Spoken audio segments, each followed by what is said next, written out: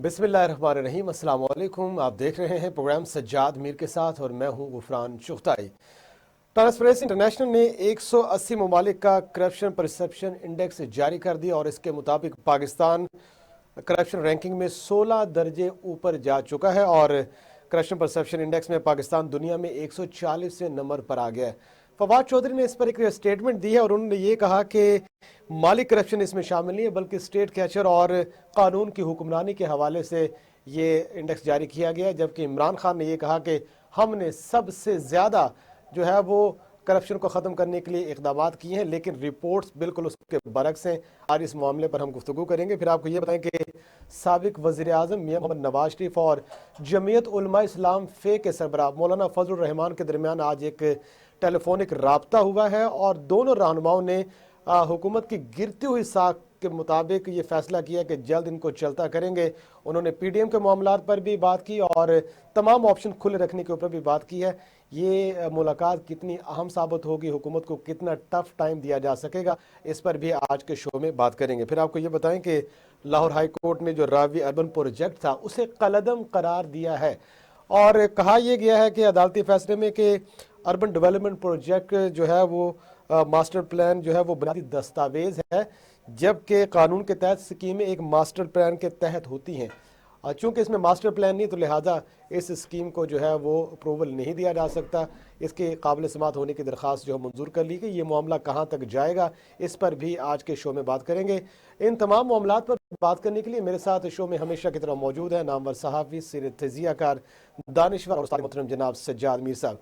मीर साहब, सबसे पहले तो बात करते हैं ट्रांसपेरेंसी इंटरनेशनल की, जिसके जो नए आंकड़े सामने हैं उसके मुताबिक पाकिस्तान 16 दर्जे ऊपर गया है। हुकूमत दिन रात वादा कर रही है कि हम एहतसाब कर रहे हैं और हम एहतसाब के खिलाफ हमारी सबसे अव्वलीन पॉलिसी तो इस पर कोई कॉम्प्रोमाइज़ नहीं होगा। सर, इतना तजाद क्यों देखा जा रहा है? सर, असल में देखा जाए तो इस पूरे अरसे में जो गुजरा है बहुत से मामला ख़राब हुए हैं। गवर्नेंस भी ख़राब हुई है, रूल ऑफ लॉ के बारे में हमारी परसेप्शन दुनिया के हवाले से पूरी हुई है। मैं नहीं कह सकता हमारा निज़ाम अदल कैसा है या हमारा क्या है। भाई एक इलाके के डिप्टी कमिश्नर आप 10 बार बदलेंगे। डेरा गाजी खान का जैसे बदला है, मरी का असिस्टेंट कमिश्नर 7 बार बदला है, तो क्या गवर्नेंस करेंगे आप? और नीचे की सतह पर तो अब ये हालत है कि कोई आदमी परेशान ही नहीं, वो कहता है यहाँ से बदलेंगे वहाँ चले जाएंगे, यहाँ से रिश्वत नहीं मिलेगी तो वहाँ से रिश्वत मिल जाएगी। आप कोई काम करके दिखा दें, किसी इदारे में कोई काम बगैर पैसे का करके दिखा दें। शायद कहीं सिफारिश चल जाती हो, मुझे तो पता नहीं है। सिफारिश भी उन लोगों की चलती है जिनका ठिया मजबूत है जरा, वरना सिफारिश भी पैसे के बगैर वो भी नहीं काम करती। हमने नारे बहुत लगाए करप्शन का खात्मा करना। वो जो अदारा करप्शन का खात्मा कर रहा है उसका अपना परसेप्शन खराब है, जिसका नाम नैब है। उसके बारे में ये तासुर है कि वो पॉलिटिकल इंजीनियरिंग करता है। वो कायम इसलिए किया गया था, मुशर्रफ ने बनाया इसी तरह था। आप कहते हैं ना कि नवाज शरीफ के ज़माने वो जो एहतसाब सेल था जो सैफुर रहमान के तहत, वो इसलिए नहीं था। ये तो आप कह सकते थे कि वो काम ठीक नहीं कर रहा था, ये तो कह सकते हैं ये भी, लेकिन इसलिए नहीं था कि आपने लोगों को तोड़ के अपने साथ शामिल करना है। नैब ने तो पहले काम ये किया था कि पीपीपी क्या वो ग्रुप था, शहीद ग्रुप या क्या ग्रुप था, जो पैट्रियोटिक ग्रुप बना दिया था और उससे मुशर्रफ जो था जमाली की हुकूमत 1 वोट से बनाने में कामयाब हुआ था। सही। तो ये सारे काम आप करते रहे नैब से, नैब की तारीख हुई है और अब तो हद हो गई, कमाल हो गया।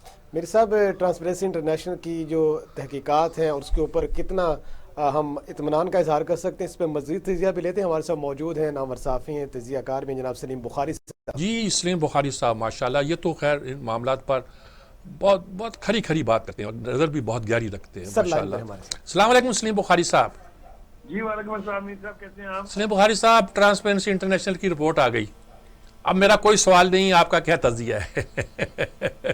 देखिए, दो तीन तरीके से इसको देखा जा सकता है। एक तो मेरे ख्याल से ये रिपोर्ट कितना बड़ा मुंह चढ़ा रही है जनाब इमरान खान साहब का, जिन्होंने इस रिपोर्ट की क्रेडिबिलिटी के लिए कुछ 30 जलसों से खिताब किया था और ये कहा था कि ट्रांसपेरेंसी का आखिरी हरफ होता है कि कोई हुकूमत कितनी करप्ट है और उस हुकूमत की क्या परफॉर्मेंस है। تو میرا نہیں خیال کہ کسی کو کچھ بھی ایکسپلین کرنے کی ضرورت ہے. اگر ان کو پرائم منسٹر صاحب کی تقریریں یاد ہیں تو پھر اس سے بڑا منہ یہ چڑھاتا کسی کو نظر نہیں آئے گا. دوسری بات یہ کہ وہ آپ نے کبھی دیکھا ہوگا اور آپ تو جوانی میں کبھی دیکھتے تھے تو سر بوڑھے ہو گئے ہیں کہ وہ مجمع لگایا کرتے تھے کچھ لوگ نا, وہ سودا بیچنا ہوتا تھا انہوں نے, کہیں وہ سانپ سے ڈسوا رہے ہیں, کبھی وہ کسی بندر کے ساتھ کچھ کر رہے ہیں. یہ جو شہزاد اکبر ٹائپ لوگ جو مرزا شہزاد اکبر صاحب جو ہے انہوں نے اسی طرح کے مجمع لگائے یہاں اور اپنا سودا بیچا. پرائم منسٹر صاحب کو وہ کتنے میں پڑے یہ تو آنے والا وقت بتائے گا, لیکن اب چونکہ ان کا سودا نہیں بک رہا ہے لہذا وہ ایک ایک کر کے جو ہے وہ رخصت ہوں گے. یہ سارے وہ بریف کیسز ہیں جو امپورٹ کیے گئے تھے اور اب چونکہ آؤٹ لیو کر دی ہے انہوں نے اپنی یوٹیلٹی جو ہے, اس لیے وہ ایک ایک کر کے بھاگیں گے. ابھی اور بھی حصے میں آنے والے ہیں, وہ آپ اس کے لیے تھوڑا سا انتظار کر لیں. لیکن اس ایمنسٹی انٹرنیشنل کی رپورٹ نے جتنا ایکسپوز کیا ہے اس حکومت کو, میں سمجھتا ہوں کہ پاکستان کی تاریخ میں, میں بھی 55 سال ہو گئے مجھے صحافت میں, اتنا برا حال کرپشن وائز پاکستان کا کبھی نہیں ہوا جتنا ان 3.5 سال میں ہوا ہے. یہ آپ ریکارڈ اٹھا کے دیکھ لیں گے, آپ اس کو جس مرضی کرائٹیرین پر چیک کر لیں. عمران خان کو میرا خیال ہے اس سے بڑا دھچکا زندگی میں نہ پہلے کبھی لگا ہوگا اور نہ اور کبھی لگے گا. ان کو تو شرم آنی چاہیے. میں بالکل ذمہ داری سے کہہ رہا ہوں یہ کہ اس رپورٹ کا جس کے بارے میں انہوں نے ہمیں یقین دلایا کہ اکانومی کے اعتبار سے یہ حرف آخر ہے, اس کی رپورٹ کو دیکھ کے مجھے نہیں سمجھ آتی کہ ان کو پسینے آئے ہیں یا نہیں آئے ہیں, لیکن گراس روٹ لیول پر ہر آدمی اب یہ سمجھ گیا ہے کہ ان کی حکومت نے ایک ہی معاملے میں ترقی کی اور وہ یہ کہ کرپشن بڑھ گئی. اب اس کا کیا علاج ہے؟ ہمارے ہاں جو صورتحال ہے, ہمارا امیج انٹرنیشنلی بھی خراب ہوا ہے, اکانومی ہماری پہلی تباہ ہے.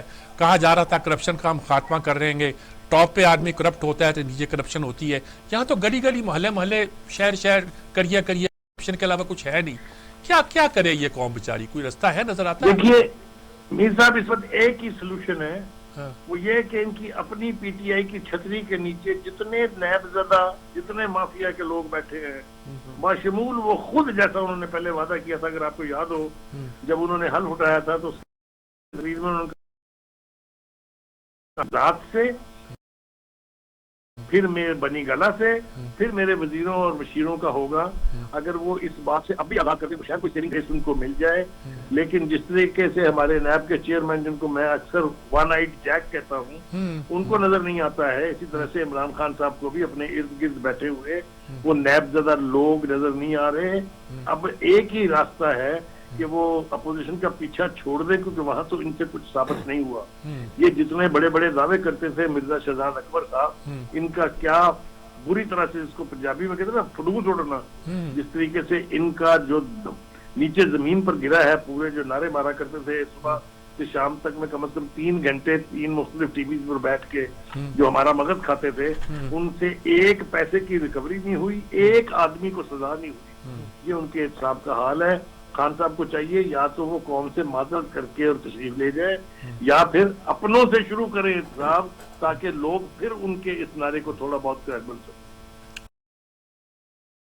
صاحب بہت آپ نے ہماری رہنمائی کی جی, بہت شکریہ. اسلم بخاری صاحب آپ نے بڑی صاف سیدھی بات ہے, کوئی اس میں آؤ شاؤ بھاؤ ہے نہیں, صاف نظر آ رہا, آئینہ دکھا دیا انہوں نے. اب وہ کہتے ہیں جی یہ تو فلاں چیز کے بارے میں فلاں چیز کے بارے میں تھے, آپ کے پوائنٹ کم ہوئے ہیں. 33 تھے شاید 31 تھے, 31 سے اب 28 ہو گئے, اور اب بھارت 85 پہ ہے. وہ بھی کوئی بہت اچھی پوزیشن میں نہیں, لیکن 85 پہ ہے. بنگلہ دیش ہم سے پیچھے ہے ماشاءاللہ, 146. بنگلہ دیش کے بڑے ہمارے حوالے دیے جاتے ہیں کہ اس نے بہت ترقی کی, اس نے یہ کیا وہ کیا, اس کی اوقات بھی ایسی ہے. اور ہمیں اسکینڈینیوین کنٹری کا رفائی ریاست کے حوالے سے آپ روز حوالہ دیتے ہیں. وہی ملک جو ہے اسکینڈینیوین کنٹری, وہ کرپشن کے حوالے سے ٹاپ پہ ہیں, 1 2 3 4 5 پہ ہے, اور وہ ان کے پوائنٹ 85 کے قریب ہے. ٹاپ پہ فواد چودھری نے جو بیان دیا کہ یہ تو اسٹیٹ کیچر اور باقی معاملات پر ہے, مالی معاملات کی کرپشن تو اس کی بنیاد نہیں ہے ان تمام فگرز کی. اب جب کچھ بھی کرتے رہو, آپ کا پرسیپشن خراب ہوا ہے نا, اب ہر چیز کا جواز پیش کرے ہو, مان لو, اعتراف کر لو اپنے گناہ کا, اپنی غلطیوں کا. آپ خراب ہوتے جا رہے ہو, پاکستان کو خراب کرتے جا رہے ہو, پاکستان کا امیج تباہ کرتے جا رہے ہو. جو بھی وجہ تھی ذمہ دار اس کے آپ ہیں. اسٹیٹ کیچر تھا یا فلاں تھا اور یہ تھا, اور رول آف لا کا مسئلہ, رول آف لا کیا کوئی کسی اور نے آ کے نافذ کرنا ہے؟ رول آف لا نافذ کرنے کے لیے آپ نے فوج کو بلانا ہے؟ کس نے نافذ کرنا؟ آپ نے نافذ کرنا ہے نا. کیا کہنا چاہتے ہیں آپ؟ میری صاحب اس پہ مزید بات کرتے ہیں کہ اس طرح کے جو سرویز ہوتے ہیں کون کون سے پیمانوں کو سامنے رکھ کے بنایا جاتا ہے. ہمارے ساتھ موجود ہے پنڈاٹ کے چیئرمین جناب احمد بلال صاحب، ان سے جاننے کی جی احمد بلال محبوب صاحب ہمارے ساتھ ہیں، تو وہ سب سے اچھا تجزیہ وہی کر سکتے ہیں، وہی ان چیزوں کو زیادہ پرکھتے ہیں، جانچتے ہیں، دیکھتے ہیں، تولتے ہیں اور اس کے حساب سے کوئی بات بھی کرتے سر ہیں. لائن پہ. السلام علیکم احمد بلال صاحب. وعلیکم السلام. صاحب کیا یہ ایک تجزیہ آ گیا ہے؟ اس طرح کے سروے بھی آپ دیکھتے رہتے ہیں، کرتے بھی رہتے ہیں، اور یہ ظاہر ہے کہ عالمی ادارہ ہے جس کو شاید تسلیم بھی کیا جاتا ہے ہر جگہ. آپ کیا کہیں گے اس بارے میں؟ میرے خیال میں تو بہت کریڈیبل ادارہ ہے، اور یہ جو کرپشن پرسپشن انڈیکس ہے یہ بھی ایک ٹول ہے جو پچھلے کئی سالوں سے باقاعدگی سے ہر سال جاری ہو رہا ہے، اور دنیا کے 180 کے قریب ممالک اب اس میں شامل ہیں. ادارے کی اپنی کریڈیبلٹی اور اپنے جو کریکٹ ہونے کی ضرورت ہے وہ بہت واضح ہے کہ انہیں ہر سال یہ جاری کرنا ہوتا ہے. اگر ان کی کریڈیبلٹی خراب ہو جائے گی تو پھر کوئی ان کی بات پہ اعتبار نہیں کرے گا. تو میں تو اسے بہت کریڈیبل مانتا ہوں، اور میں ہی نہیں، دنیا کے اندر بین الاقوامی طور پہ جہاں جہاں کسی کو کرپشن کے بارے میں، کسی ملک کے بارے میں کوئی رائے قائم کرنی ہوتی ہے تو ان کے اسی انڈیکس کو دیکھتا ہے. تو میرے خیال میں تو یہ ریلائبل ہے، اور اس میں ہو سکتا ہے کچھ چیزوں کی اندر کوئی ایکوریسی کا ایشو ہو، کوئی جول رہ گیا ہو، کسی ملک کو ہو تو اس کو پوائنٹ آؤٹ کرنا چاہیے. لیکن بالعموم 13 ایسے ادارے ہیں جو اپنے اپنے طور پہ بہت انڈیپینڈنٹ ادارے ہیں. اس میں ورلڈ بینک بھی ہے، ورلڈ اکنامک فورم بھی ہے، اس میں اکانومسٹ انٹیلیجنس یونٹ بھی ہے، اس کے اندر کچھ دوسرے ادارے بھی ہیں. ان سارے 13 اداروں میں سے ان میں سے وہ ڈیٹا اٹھاتا ہے اور اس ڈیٹا کو پھر پروسیس کر کے سکور میں کنورٹ کرتا ہے. اچھا، پاکستان کے کیس میں اس میں سے 13 میں سے صرف 8 ادارے ایسے ہیں جو ریلیونٹ ہیں. مثلا افریقن ڈیولپمنٹ بینک ظاہر ہے پاکستان کے لیے ریلیونٹ نہیں ہے. تو یہ ادارے جہاں سے یہ ڈیٹا لیتے ہیں وہ سارے ادارے اپنے اپنے طور پہ بھی بہت ریلائبل اور کریڈیبل ادارے ہیں. جیسے میں نے عرض کیا، ورلڈ بینک ہے، اکانومسٹ انٹیلیجنس یونٹ ہے، ورلڈ اکنامک فورم ہے، یہ سارے بڑے مانے ہوئے ادارے ہیں. تو اس لیے یہ سارے پروسیس کرنے کے بعد جب یہ سکور میں کنورٹ کرتے ہیں تو یہ پھر کسی ملک کے بارے میں یہ بتاتا ہے کہ وہ کتنا کرپٹ، معاملے میں کرپشن بڑی ہے یا کم ہوئی ہے. تو اس میں کسی ایک سال کا سکور دیکھنے کی بجائے یہ دیکھنا چاہیے کہ ٹرینڈ کیا ہے. سب سے اہم بات یہ ہے اب یہ 2018 سے کم ہوا سکور 19 میں، 19 سے کم ہوا 20 میں، اور اب وہ تو ایک پوائنٹ کم ہو رہا تھا. 20 سے 21 میں جو کم ہوا وہ 3 پوائنٹس کم ہوا. تو اس طرح مسلسل یہ نیچے کی طرف آ رہا ہے سکور، جس کا مطلب ہے کرپشن بڑھ رہی ہے. تو یہ کسی ایک سال کے پوائنٹ سے سکور کی بات نہیں ہے، ایک مسلسل ایک عمل نظر آ رہا ہے ہمیں. اور اسی طرح آئرنی دیکھیے، عجیب بات یہ ہے کہ پچھلی حکومت جسے یہ کرپٹ کہتے تھے بہت، اس کا ٹرینڈ یہ ہے کہ 2010 سے 2018 تک مستقل ان کا سکور وہ بڑھتا رہا ہے. اچھا، یعنی 2010 میں 23 سکور اور 2018 میں یہ 33 ہو گیا، 10 پوائنٹ کا اضافہ ہوا، کبھی یہ کم نہیں ہوا. اس کا مطلب ہے وہاں کرپشن کم ہو رہی تھی اور 2018 کے بعد کرپشن میں اضافہ ہو رہا تھا. یہ بالکل جو حکومت جس قسم کا تاثر دیتی ہے یا جس قسم کا وہ کلیم کرتی ہے، تو یہ حکومت کے لیے بڑا گھر ہے، اور ہمیں پاکستانیوں کے لیے بالعموم یہ بہت تشویش اور تکلیف دہ ہے. اب کیا محسوس کرتے ہیں کہ ہمارے ہاتھ پلے تو کچھ نہیں ہے، حکومت اس سے فائٹ کرے یا کوشش کرے کہ ان چیزوں کو ختم کیا جائے جن کی نشاندہی کی گئی ہے؟ کیا کرنا چاہیے اس پہ؟ جی ہاں، بالکل. دیکھیے، بنیادی طور پہ جو میں سمجھتا ہوں جس نے بہت کنٹریبیوٹ کیا ہے اس خراب صورتحال میں کو بنانے میں، وہ بنیادی بات یہ ہے، اور وہ ہماری عدالتیں بھی اس کو پوائنٹ آؤٹ کرتی رہی ہیں کہ ہمارا جو کرپشن کو کنٹرول کرنے کا ادارہ ہے نیب، اس کے اندر 2 پرابلمز ہیں. ایک تو یہ کہ وہ ایک سابق چیف جسٹس صاحب نے تو یہ بھی اشارہ کیا تھا کہ پولیٹیکل انجینئرنگ کا ایک ٹول بنتا جا رہا ہے ٹھیک، اور یہ تاثر پیدا ہو رہا ہے. تو یہ پولیٹیکل وکٹمائزیشن اور کسی ایک خاص قسم کی پارٹیوں کو فوکس کرنا، باقیوں کو چھوڑنا، یہ بھی اس ادارے کے بارے میں ایک تاثر پیدا ہو گیا ہے. تو اس ادارے کے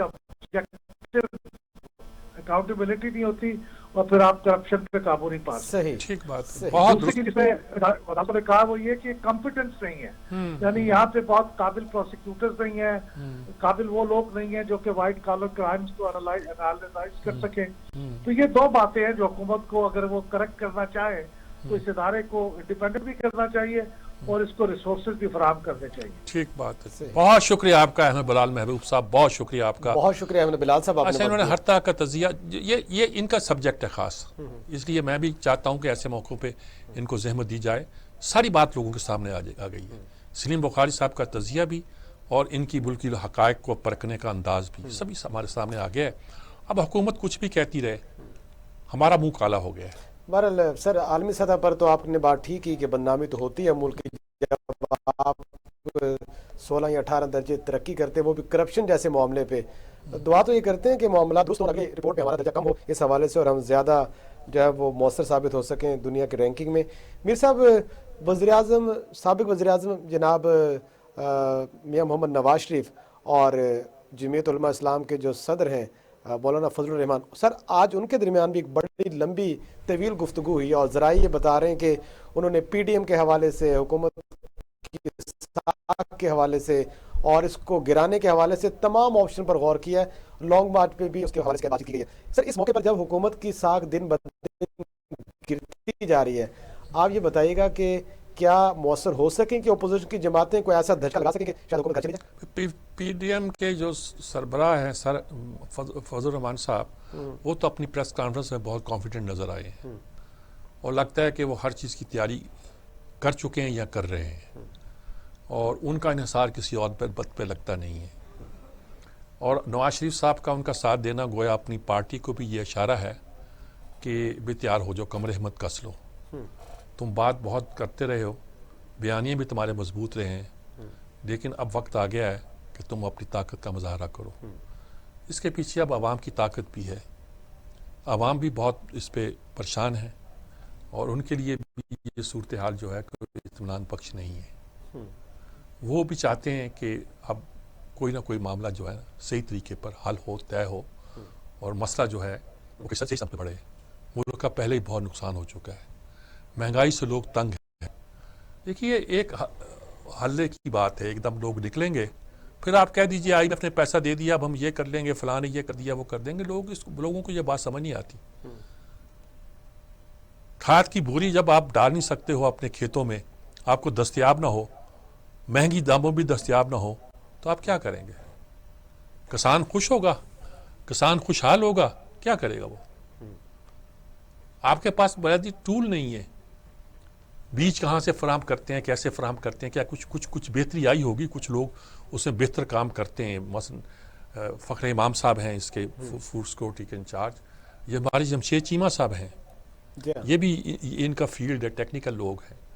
پتہ نہیں انہوں نے کتنا کام کیا. کہ ہمارے دائرے بہت ایگریکلچر ریسرچ کونسل تھی پاکستان کی، فیصل آباد یونیورسٹی تھی، انہوں نے ایک زمانے میں بڑا اچھا کام کیا تھا. آپ یہ بتائیے کہ اس عرصے میں کپاس کے نئے بیج پہ آپ نے کام کیا ہے؟ گندم کی پیداوار بڑھانے کے لیے آپ نے کوئی بندوبست کیا ہے؟ کھاد ڈالتے جاؤ تو فصل ہو گئی، اس طرح تو نہیں ہے. ہمارے ہاں جو سچویشن ہے، اس سے پہلے ہمارے ہاں 9 من ایکڑ کی فصل ہوتی تھی. یہ میکسی پاک جب آئی، ریزسٹنس بھی ہوئی جہاں کہ یہ کیا گندم لے آئے، یہ تو ربڑ کی طرح پھیلتی جاتی ہے وغیرہ وغیرہ، اس طرح کی باتیں ہوئی. 40 من 50 من جب گندم ایک ایکڑ سے پیدا ہونی شروع ہوئی تو ہمارے یہ سارا کا یہاں کا ماحول بدلا. کی ضرورت ہے. میرے صاحب دونوں رہنماؤں کی اہم ملاقات ہے، ٹیلی فون پہ رابطہ ہوا اور ان کی جماعتیں بھی ان کے پیچھے ڈٹ کے کھڑی ہیں. کس طرح کی فضا بننے جا رہی ہے؟ ہمارے ساتھ موجود ہیں سینیٹر کامران مرتضیٰ صاحب، ان سے جاننے کی کوشش کرتے ہیں. کامران مرتضیٰ صاحب تو خیر ماشاءاللہ بہت ہی زیرک آدمی ہے، بہت سے معاملات پہ ان کی رائے جو ہے میرے لیے تو بہت، میں ان کو بڑے غور سے اور بہت اہتمام سے سنتا ہوں. سر لائن پہ موجود. السلام علیکم کامران مجاہد صاحب. کامران مرتضیٰ صاحب، नाम गलत निकलेगा मेरा, वो हमारे दोस्त यहाँ के वाइस चांसलर। मैं आपसे पूछना चाहता हूँ कि इस वक्त जो भी तय हुआ पीडीएम में भी और आपस में भी सारी बातें तय हुई हैं, और जो मुल्क की सूरत हाल है, जो हुकूमत का हाल है, क्या नक्शा बनता दिखाई देता है आपको जी? देखिए, इस वक्त तो हुकूमत जो है वो मेरा ख्याल है अपने फजन से गिरी जा रही है। उसमें कुछ लोग कूद के उस किश्ती से जान बचा के भाग रहे हैं, और बाकी इमरान खान साहब भी इस वक्त मेरा ख्याल है पूरी तरह कंफ्यूज है। सारी तवज्जो इनकी जो है वो दूसरी पार्टियों के ऊपर है, बजाय कि गवर्नर से तवज्जो होती, बजाय कि जो करप्शन के इशू जो उठा हुआ है उस पर तवज्जो होती, तो ये तमाम तक तवज्जो इनकी दूसरी पार्टियों पे है। तो मेरा ख्याल है कि ये जो है ना शायद इनका आखिरी जो है ना वक्त शुरू हो चुका है। नहीं, ये बिल्कुल दुरुस्त बात है, लेकिन क्या लोग एक अच्छे से मायूस भी चले आ रहे हैं पीडीएम से, अपोजिशन से, ये कुछ करती नहीं, इसे नारे लगाती है, धरना देगी, क्या प्रोसेस होगा, क्या कैसे आप महसूस करते हैं? देखिए, पीडीएम का इशू ये है कि पीडीएम जो है ना वो कई जमातों का इत्तेहाद है, वो फिर उसको में जो है ना वो किसी एक पार्टी की मर्जी नहीं होती है, वो तमाम पार्टियों को मिलजुल के चलना पड़ता है। कोई भी पार्टी जो है ना उसमें वो अपने इश्यूज को लेके चलती है, और जब तक उसके साथ जो है ना वो सारे मामला सेटल ना हो, वो आगे बढ़ने के लिए तैयार नहीं होती। जब इत्तेहाद की पॉलिटिक्स होती है तो फिर उसमें जो है ना वो आप ये एक्सपेक्ट नहीं कर सकते कि कोई एक पार्टी की तरह जो है ना, अब अगर एक पार्टी की तरह की आपकी बात अगर आपसे करें तो जेयूआई का जो आज़ादी मार्चेस थे, लॉन्ग मार्चेस थे, आपने उसमें देखा कि हमने अपना जो है ना क्लैरिटी के साथ एक काम किया। जी जी।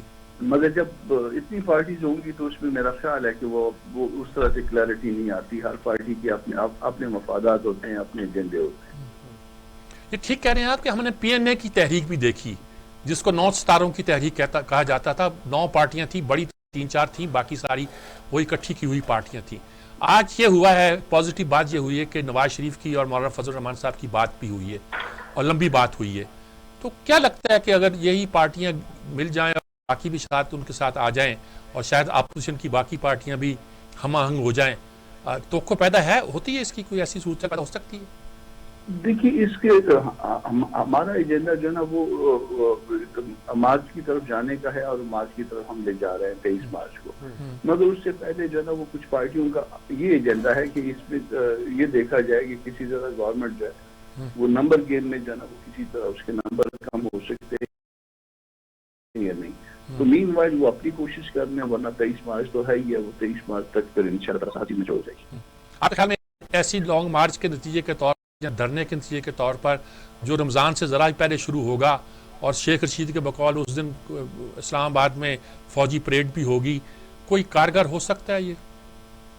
उससे पहले मेरा ख्याल है कि बहुत सारी चीजें जो है ना वो मैच्योर हो जाएंगी, मगर अगर वो ना हुआ तो ये फिर आप उसको ये समझ लीजिए कि ये आखिरी दंगा होगा, और इसके नतीजे में जो है ना वो फिर ये जो ऊंट है ये बैठ जाएगा। आपका मतलब है कि 23 मार्च से ही पहले बहुत कुछ हो जाएगा, अगर 23 मार्च आ गया तो ये आखिरी तिनका होगा उनकी कमर पे। ये आखिरी तिनका होगा, और इस बोझ को नहीं साफ सकेंगे। बहुत शुक्रिया आपका, बहुत शुक्रिया सेनेटर कामरान मुर्तजा साहब, आपने हमारे साथ थे जी। कामरान मुर्तजा साहब हमेशा की तरह बहुत जची तुरी बात कर रहे थे, और दूसरी बार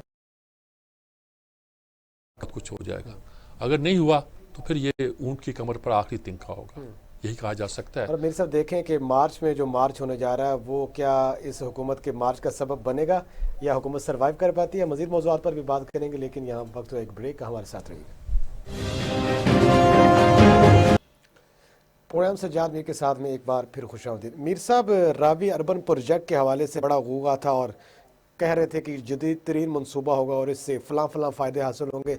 आज तो उस गुब्बारे से हवा निकाल दी हाई कोर्ट ने, और उन्होंने कहा जी कि ये तो कलअदम है, और इसका तो एक मास्टर प्लान होना चाहिए, तो बुनियादी एक दस्तावेज़ है, तो मास्टर प्लान के बगैर तो कोई स्कीम होती नहीं है, लिहाजा इसे कलअदम करार दे देते। इससे अंदाज़ा लगाएं कि इस हुकूमत की तजावीज़ स्कीमें होती कैसी हैं। वो उन्होंने पेशावर की लाइन बनाई थी ना, 6 महीने मुकम्मल हो जाएगी।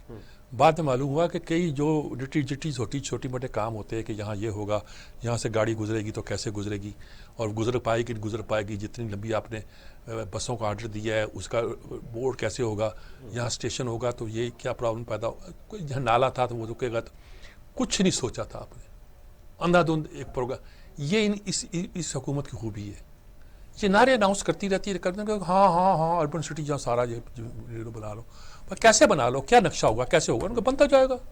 اب ایسے تھوڑا بنتا ہے کہ آپ بنتا جائے گا والی بات تھوڑی ہے. ماسٹر پلان بناؤ پہلے. جی ہاں. یہی خوبی ہے. مثال کے طور پر یہ قادر آباد سائی وال میں انہوں نے بجلی کا پلانٹ لگایا, کوئلے سے چلنے والا. اگر اس میں یہ پلان نہ کیا ہوتا کہ یہ کوئلہ کہاں سے آئے گا, کیسے آئے گا, کس ملک سے چلے گا, بندرگاہ سے یہاں کیسے پہنچے گا, ٹرین کیا ہماری کفالت کر سکے گی, اور یہاں آ کے کہاں سٹور ہوگا, تو آپ بنا سکتے تھے. گیس کے پروجیکٹ لگے ہیں, جب آپ نے گیس کو یہاں پہنچانے کا پورا انتظام نہیں کیا ہوگا تو کیا اڑ کے گیس آ جائے گی آپ کے پاس. آپ کو ماسٹر پلان بنانا پڑتا ہے. آپ کے شہر تباہ اس لیے ہو رہے ہیں کہ آپ نے شہروں کے ماسٹر پلان جو تھے تباہ کر دیے. کراچی کا ماسٹر پلان تھا, اب کبھی نہیں ہے. اب کراچی کا جو موجودہ نقشہ اس میں کوئی ماسٹر پلان نہیں ہے. جہاں جس کا دل کیا بستی بسا لی. جو کرنگی ایک کچی آبادی تھی, اس وقت کہا جاتا تھا کہ دنیا کی سب سے بڑی کچی آبادی ہے. اللہ بلا کرے جنیجو کا, اس نے آ کے ساری کچی آبادیاں پکی کر دی. پتہ نہیں چلا کیسے بن گئی. جب بن رہی تھی مجھے یاد ہے کہ میں اپنی موٹر سائیکل پہ وہ جا کے گھوما کرتا تھا, اور جب کوئی نئی کنسٹرکشن ہوتی تھی پوچھتا تھا کہ تم نے زمین کس سے لی, کیسے لی, کس ریٹ پہ لی. اس کو میں نے رپورٹ بھی کیا اس زمانے میں, لیکن دیکھتے دیکھتے بن گئی. جام صادق علی کا زمانہ تھا, اس پر تو زمینوں کا قبضہ اتنا آسان ہوا کرتا جس کی انتہا نہیں.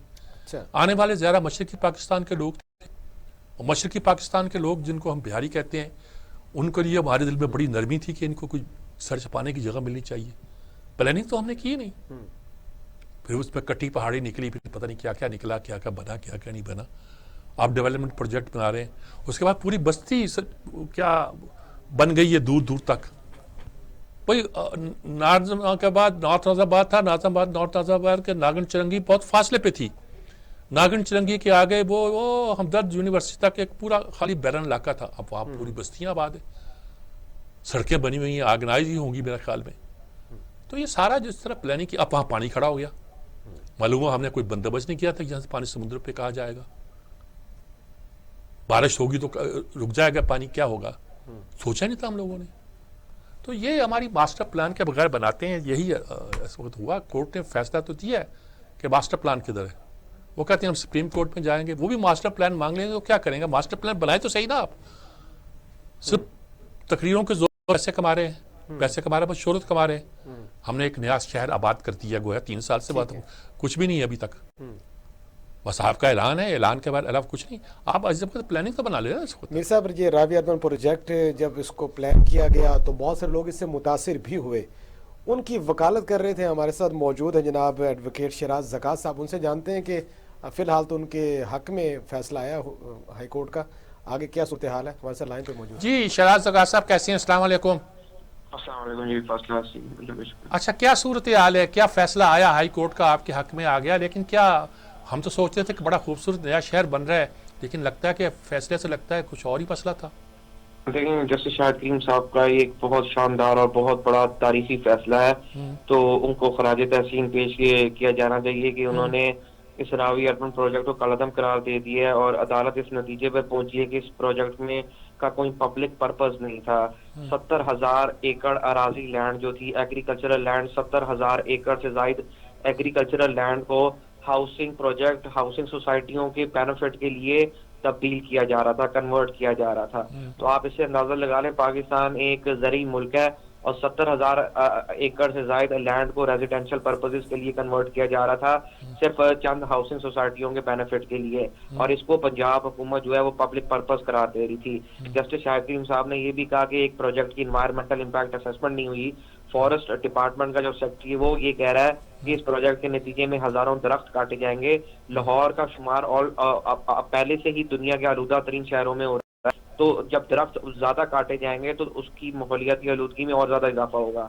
کسانوں کو کا استحصال کیا جا رہا تھا, ان سے زبردستی جو ہے ان کی ان سے زمینیں لی جا رہی تھیں اور ان کا استحصال کیا جا رہا تھا. لہٰذا اس پروجیکٹ کو بنیادی حقوق کی خلاف ورزی قرار دیتے ہوئے اس کو کالعدم قرار دے دیا گیا, اور یہ جسٹس شاہد کریم صاحب کا یہ ایک تاریخی فیصلہ ہے, اور پنجاب حکومت مکمل طور پر ناکام ہو گئی ہے عدالت کے سامنے یہ سیٹسفائی کرنے سے, یہ جسٹیفائی کرنے سے کہ یہ پروجیکٹ جو ہے رفاع عامہ کا پروجیکٹ تھا. بالکل ٹھیک بات ہے. تو آپ کے خیال میں یہ پروجیکٹ ہے ہی غلط؟ بالکل, کیونکہ یہ 70,000 ایکڑ سے زائد جو ایگریکلچرل لینڈ ہے, پاکستان کو فوڈ سیکورٹی کے خطرات آلریڈی لاحق ہیں, اور اگر آپ 70,000 ایکڑ سے زائد اراضی لینڈ جو ہے, ایگریکلچرل جو لینڈ جو ہے, وہ آپ ریزیڈینشیل اور ہاؤسنگ سوسائٹیوں کے بینیفٹ کے لیے یوز کریں گے, تو پاکستان تو آلریڈی ابھی نیٹ فوڈ امپورٹر ہے, تو پھر تو اور زیادہ اس کی امپورٹس میں اضافہ ہو جائے گا. نہیں, اب لیکن یہاں آبادی کا مسئلہ بھی ہے, بڑھتی جا رہی ہے, لوگوں کو رہنے کے لیے رہائش چاہیے, تو اس کا کیا حل ہے آپ کی نظر میں؟ آپ بھی کچھ بتا دیں ہمیں. آپ کا تو یہ ٹھیک ہے کیس مقدمہ کہ یہاں اگر آپ سارے ریسورسز ایک شہر میں ہی الوکیٹ کر دیں گے تو باقی شہر جو ہیں وہ تو بیکورڈ رہ جائیں گے. آپ نے اگر پورا پنجاب صوبے کا جو بجٹ ہے وہ آپ ایک شہر میں ہی مختص کر دیں گے تو پھر باقی شہر تو ترقی نہیں کر سکیں گے. یہ تو پی ٹی آئی کا موقف رہا ہے, پی ٹی آئی کا موقف رہا ہے. اب دوسرے شہر بھی ترقی کر رہے ہیں, مثلا ملتان میں انہوں نے شاید ڈی ایچ اے نے بنائی ہے تو آم کے درخت کاٹ دیے ہیں, وہاں ان لوگوں کو شکایت ہے, تو ہر جگہ یہی شکایت ہے. دیکھیں, یہ پاکستان جو ہے کلائمیٹ چینج کے حوالے سے 5th موسٹ ولنریبل کنٹری ہے. لاہور دنیا کا آلودہ ترین شہر ہو گیا ہے. اگر آپ ہزاروں کی تعداد میں درخت کاٹیں گے اور کسانوں, تو لاہور میں ماحولیاتی آلودگی میں اضافہ ہوگا, اسموگ میں اضافہ ہوگا. آپ کسانوں کا کس طرح استحصال کر کے ان سے زبردستی زمینیں لے سکتے ہیں؟ آپ ایگریکلچرل لینڈ کو کس طرح آپ ہاؤسنگ سوسائٹیوں کے بینیفٹ کے لیے کنورٹ کر سکتے ہیں؟ آپ نے راوی اربن اتھارٹی کا کوئی جو اپنا کوئی ماسٹر پلان نہیں تھا. راوی اربن اتھارٹی نے کا جو اپنا کوئی ماسٹر پلان نہیں تھا, اس ماسٹر پلان کو بھی کل عدم قرار دے دیا گیا. تو جسٹس شاہد کریم کا یہ ایک تاریخی فیصلہ ہے, اور پنجاب حکومت نے سیٹسفائی کرنا تھا کہ یہ پروجیکٹ جو ہے وہ رفاع عامہ کے لیے تھا. اب پنجاب حکومت مکمل طور پر ناکام ہو چکی ہوئی ہے, اور یہ جو ہے یہ ان کے لیے بہت بڑا سبق ہے کہ اس پروجیکٹ کا انعقاد اس کی افتتاح پرائم منسٹر عمران خان نے کی تھی, اور یہ اس پروجیکٹ کو عدالت کے سامنے جسٹیفائی نہیں کر سکے کہ یہ ایک پبلک پرپز کا پروجیکٹ تھا. اب آپ اس سے اندازہ لگا لیں کہ کسانوں سے زبردستی زمین ہتھیا کے یہ ہاؤسنگ سوسائٹیوں کو دے رہے ہیں. بہت شکریہ آپ کا جی, بہت شکریہ آپ کا, بہت تفصیل سے آپ نے بات. ٹھیک ہے, ان کی بات جو انہوں نے بتائی ہے ان کا پوائنٹ آف ویو تو بالکل درست ہے. اب مجھے نہیں پتا سرکاری پوائنٹ آف ویو کیا ہے, اب مجھے نہیں پتا کہ کوئی ٹاؤن پلانر کیا کہے گا کہ اس طرح کے شہر آباد ہونے چاہیے کہ نہیں ہونے چاہیے, اور اگر زرعی زمینیں اس میں آتی, یہ جو باقی بھی ہمارا آدھا لاہور آباد ہے یہ زرعی زمینوں پر آباد ہے. صرف 70,000 ایکڑ بہت بڑا رقبہ ہوتا ہے, اور وہ بھی زرعی رقبہ, کوئی بنجر زمین ہوتی ہے تو ابھی یہ سارا جو علاقہ ہمارا رائیونڈ کی طرف چلتے جائیں یا فیروز پور روڈ کی طرف چلتے جائیں, یہ ساری زرعی زمینوں پہ آباد ہوا ہے. بالکل. اس کا علاج کیا, یہ تو سوچا جائے نا جی, کہ اگر نئی بستیاں آباد کرنی ہیں تو کہاں کی جائیں؟ آسمانوں پہ تو نہیں ہو سکتی, زمینوں پہ ہوں گی. اور یہ ساری انہوں نے کہا جی پھیلا دیں آپ شہروں کو, بہت سے علاقے جو ہیں بیرن پڑے ہوئے ہیں, پانی کا انتظام کریں, سیوریج کا انتظام کریں, وہ وہاں لے جائیں سب چیزیں, اور سہولتیں فراہم کریں, ہسپتال دیں, یونیورسٹیاں دیں, کالج دیں, لے جائیں ان کو. سر اس میں حکومت کا کیا موقف تھا؟ ہمارے ساتھ موجود ہیں سی ای او راوی اربن پروجیکٹ جناب عمران امین صاحب, ان سے جانتے ہیں. جی عمران امین صاحب سے جانتے ہیں. السلام علیکم عمران صاحب. جی السلام علیکم. کیا صورتحال ہے جی اس کے بارے میں جو اب ساری بحث آ رہی ہے کہ یہ گویا استحصال تھا, زمینوں سے زمینیں چھینی گئیں اور زرعی زمینیں ہماری تباہ ہو رہی تھی, معاشرہ تباہ ہو رہا تھا, ماحول تباہ ہو رہا تھا, وغیرہ وغیرہ, کیا آپ کیا کہیں گے اس پہ؟ فیصلے کے اوپر یہ کہوں گا کہ اس کی تھوڑی سی کلیریفیکیشن میں کر دوں. روڈا کی کسی آپریشن کو نہیں روکا گیا, اس میں صرف جو کچھ سیکشنز تھے لوکل گورنمنٹ کے ساتھ جو کنسائڈ کر رہے تھے اس پہ روکا گیا ہے. نمبر 2, ایریا کی جو ہم بات کر رہے ہیں اس ایریا کے اوپر ماسٹر پلان بنانا یہ گورنمنٹ کا ہی رول ہوتا ہے, گورنمنٹ کا ہی کام ہوتا ہے, ان کی رسپانسبلٹی ہوتی ہے کہ آپ ماسٹر پلاننگ کریں گے, آپ نئے اربن سینٹر بنائیں گے, اور یہ شہر پہلی بار بنایا جا رہا ہے, پہلا گرین اور اسمارٹ سٹی. اچھا, اس طرف یہ تاثر دینا کہ زرعی زمینیں لی جا رہی ہیں وہ بالکل غلط ہے. ہم ماسٹر پلان بنا کے گرین اور براؤن زون دونوں آئیڈینٹیفائی کریں گے. اس میں یہ آپ کو بتا دوں 27% جو ہمارے پاس ایڈمنسٹریٹو باؤنڈری ہے 1 لاکھ ایکڑ کی, وہ آلریڈی کورڈ ہو چکی ہے انلیگل ہاؤسنگ اسکیم سے. اگر اس کو 2, 3, 4 سال تک اور کنٹرول نہیں کرتے ماسٹر پلان کے مطابق ہی, تو یہ اسی طرح لاہور کی طرح اور بھی ان پلانڈ پھیل جائے گا. لاہور میں بھی آپ کا کرنٹ کور ہے وہ 1% ہے. یہاں پہ جو ہم نے پلان کیا اس کو 13% پہ لے کے جا رہے ہیں, اور ہم نے سٹارٹ ہی رکھ جھوک فارسٹ, ٹورن فارسٹ سے کیا, ان کو ری جنریشن کرانے سے. سو زرعی زمین ایکوائر کرنے کا ایسے کوئی پلان نہیں تھا, نہ اس میں جو ہم نے اپنی پہلی لینڈ ایکوزیشن کروائی تھی اس میں بھی اس کا 3,200 ایکڑ ریور بیڈ کا حصہ تھا, بیکاز وہاں سے ہم نے ریور ٹریننگ ورک شروع کرنے تھے, بیکاز یہاں پہ فلڈ پروٹیکشن بھی بڑا امپورٹنٹ ہے. लाहौर में अगर अभी भी 2 लाख क्यूसेक का भी कोई फ्लड आता है तो उसके लिए कोई हिफाजती बंद नहीं है, कोई उसके ऊपर चैनलाइजेशन नहीं हुई। हमारे मास्टर प्लान और हमने जो इसके रिवर की स्टडी की है उस चैनलाइजेशन के ऊपर 5,86,000 क्यूसेक का फ्लड इधर से गुजर सकेगा, और उसी थ्रेट को जो कि वाटर अगर फ्लडिंग होती है उसको हम 3 दराजेस बनाकर उसको वाटर कंजर्वेशन की तरफ भी लेके जा रहे हैं। सो उसमें ये देखना बड़ा जरूरी है कि गवर्नमेंट में जो उनकी रिस्पॉन्सिबिलिटी ऑफ कंट्रोल या अर्बन प्लानिंग वो हमेशा रहेगी। इस एरिया को उसी मास्टर प्लान के थ्रू कंट्रोल भी किया जाएगा और मास्टर प्लान मौजूद है इसका जी? दोनों बनाए जाएंगे। मास्टर प्लान मौजूद है? एब्सोल्युटली मौजूद है जी। 2016 से ये मास्टर प्लान आज का नहीं बल्कि 2016 से, यानी पिछली हुकूमत के जमाने से पहले इसको बनाया हुआ था। पिछली हुकूमत के जमाने से ठीक कहता है शहबाज शरीफ के, ये तो हमने बनाया था।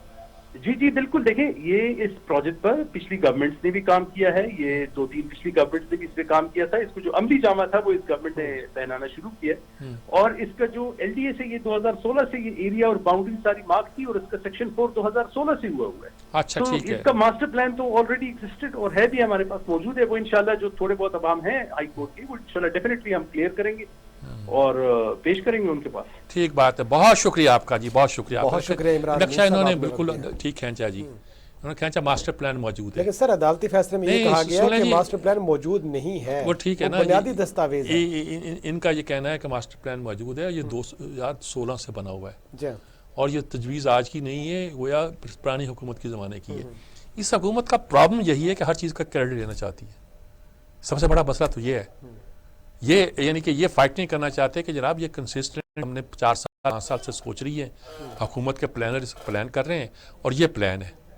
अच्छा, वो बताते हैं कि प्लान हमारा यहाँ बंद बनाना, ये करना, वो शुरू करो ना भाई, अब ये काम तो शुरू करो ना आप, ये तो हुकूमत करने के हैं। डेवलपमेंट प्रोजेक्ट आपके पास है कोई नहीं, आप इंतज़ार में हैं कि यहाँ, वो कहते हैं तजावज़ात शुरू हो गई हैं, आप इस इंतज़ार में कि तजावज़ात शुरू हो, फिर एक केस शुरू हो, आप उस इलाके का दफा करो।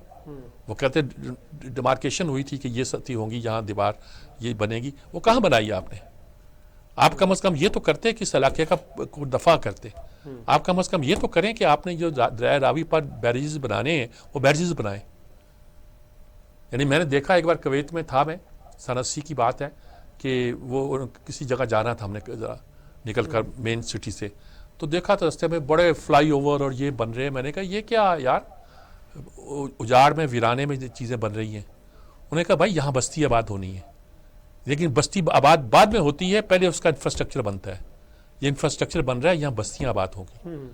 हम लोग बस्तियाँ आबाद कर देते हैं, फिर सोचते हैं अंडरपास बनाएं या फ्लाई ओवर बनाएं या क्या करें, और जो बनाता है उसको गाड़ियाँ भी देते हैं। इसमें ये जो अर्बन प्रोजेक्ट ऐसे जो मुतासरीन थे उनमें से भी एक हमारे साथ मौजूद है मियाँ मुस्तफ़ा रशीद साहब, उनसे जानते हैं कि जो हुकूमत वर्जन दे रही है कि शायद महमूद रशीद साहब के हमारे, जी हाँ जी हाँ, तो वो तो कह रही जनाब के कुछ ऐसी स्कीम नहीं है कि ज़रूरी ज़मीनें थी, लेकिन वकील साहब ये कह रहे थे, मुतासरीन क्या कहते हैं उनसे जानते हैं सर। जी मुस्तफ़ा रशीद साहब, अस्सलाम वालेकुम। जी अस्सलाम वालेकुम सर। अच्छा जनाब, क्या सूरत है, क्या नक्शा? अभी हमने वकील से भी बात की, सीओ भी उनसे बात की, आपका क्या पॉइंट ऑफ व्यू है इसमें? जी हमारा बड़ा वाज़ेह पॉइंट ऑफ व्यू है कि गवर्नमेंट जो है वो रिवर फ्रंट तो बनाए, लेकिन उसके मुकाबले में रिवर फ्रंट के चक्कर में वो पूरी कौम के साथ झूठ बोल रहे हैं। ईस्ट इंडियन कंपनी के कानून के तहत जो है वो हमारी जमीनें हड़प करके सरमाएदारों को और लैंड माफिया को जो है ना वो सस्ते दामों दे रहे हैं, और ये हमें कबूल नहीं है। हम अपनी जरी जमीनें जो है ना वो गवर्नमेंट को किसी कीमत में नहीं देंगे। और आज अल्लाह का शुक्र है कि हाई कोर्ट के अंदर जस्टिस शाहिद करीम साहब की कोर्ट में उन्होंने बहुत बड़ा फैसला किया है। ये पाकिस्तान की तारीख का एक्विजिशन कानून के खिलाफ सबसे बड़ा फैसला है। और मैं ये समझता हूँ कि और उनके फैसले में दो चीजें हैं, एक तो उन्होंने ये अवार्ड कैंसिल कर दिया है, और दूसरा उन्होंने ये कहा है जो तफसीली ऑर्डर में आ जाएगा कि जिन जिन अफसरों ने इसके अवार्ड के ऊपर साइन किए हैं उनके खिलाफ लीगल कार्रवाई की जाए। अच्छा अच्छा अच्छा, वो जो रावी पे बनाना है वो क्या प्रोजेक्ट है जिसे आप रावी का बंद कह रहे हैं, कुछ कह रहे हैं? देखिए इसमें दो पोर्शन है इसके जी। हाँ। रावी रिवर फ्रंट जो है ना, ये दुनिया के बहुत सारे मुल्कों के अंदर जो दरिया रावी है उसके इर्द गिर्द एक दीवार बन जाती है और उसके अंदर वो चीज बन जाती है। दुनिया के कुछ 60 मुल्कों के अंदर रिवर फ्रंट इसे कहा जाता है। ठीक है ठीक है, रिवर फ्रंट ये बनाए, ये जरूरत है हमारे इलाके की। ठीक है, हमने अपनी पूरी कैंपेन में हर जगह भी ये कहा है। जब हमारी इंतजामिया से मुलाकात होती तो मैंने कहा कि हम तो चीख चीख के कह रहे हैं کہ یہ آپ بنائیں، لیکن اس کے چکر میں آپ نے ہماری زمینیں جو ہے نا وہ اتنے کم داموں کے اندر ایکوائر کر لی ہیں، اور یہ ایگریکلچرل لینڈ ہے ساری، اور اس کے اوپر آپ ہاؤسنگ اسکیمیں بنانا چاہتے ہیں. یہ ہمارا موقف ہے. اچھا، تو یہ اب مطلب یہ ہے کہ اس پہ آپ کو ظاہر ہے کہ آپ اصرار یہ ہے کہ ریور جو فرنٹ بنانا ہے وہ تو آپ بنائیں، اس کے بعد آپ یہ نہ کریں کہ وہاں زبردستی زمینیں لے کر ایک شہر کو، مختلف لوگوں کو، مختلف سوسائٹیوں کو آپ دے دیں اور یہ سمجھیں کہ یہاں ایک شہر آپ کے منشا کے مطابق آباد ہو جائے گا. وہ نہیں ہوگا.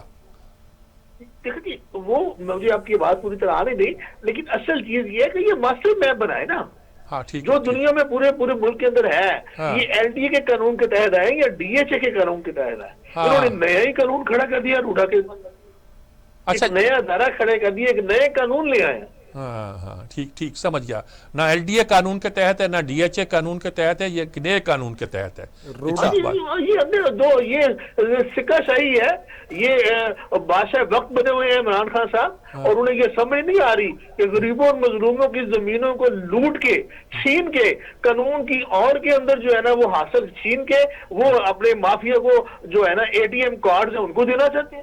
ٹھیک بات ہے جی. بہت شکریہ آپ کا. قبول نہیں ہے. ہاں بہت شکریہ آپ کا جی. بہت شکریہ میاں مصطفیٰ رشید صاحب. مصطفیٰ رشید صاحب بہت شکریہ آپ کا. یہ محمود رشید صاحب کے بھائی ہیں شاید، اور ظاہر ہے کہ اب سر ایک بات ان کی گفتگو سے یہ سمجھ آتی ہے کہ وہ کہہ رہے ہیں کہ سستے داموں لوٹ کھسوٹ کی جا رہی ہے. اگر متاثرین کو جو ہے وہ مناسب معاوضہ دے تو شاید وہ اس پر آ جائے. نہیں وہ تو ہے، لیکن بنیادی تو یہ ہے کہ یہ وہ ریور فرنٹ بنائے، اور اگر جہاں کوئی شہر آباد کرنا ہے تو ان علاقوں میں کریں جس علاقوں میں زرعی زمینیں نہیں ہیں. یہ دوسری چیزیں ہیں. وہ زرعی زمینوں کو وہ سی او صاحب کہتے ہیں کہ وہاں ہم نے گرین بیلٹ بنانی ہے، یہ کرنا وہ کرنا. اور بھائی آپ نے چک شہزاد میں اور سارا راوٹ ڈیم کے ساتھ کے سارے علاقے میں آپ نے یہ کہا تھا کہ یہاں سبزیاں اگائی جائیں گی، اور اس کے نام کے ساتھ فارم ہاؤس دیے تھے. ان فارم ہاؤسوں میں کون رہتا ہے اب؟ یہ فارم ہاؤس بھی ایک کونسلہ ہے. شرط لگائیں کہ جہاں فارم ہاؤس ہوگا وہاں ہر سال اتنی جنس جو ہے وہ فراہم کی جائے گی.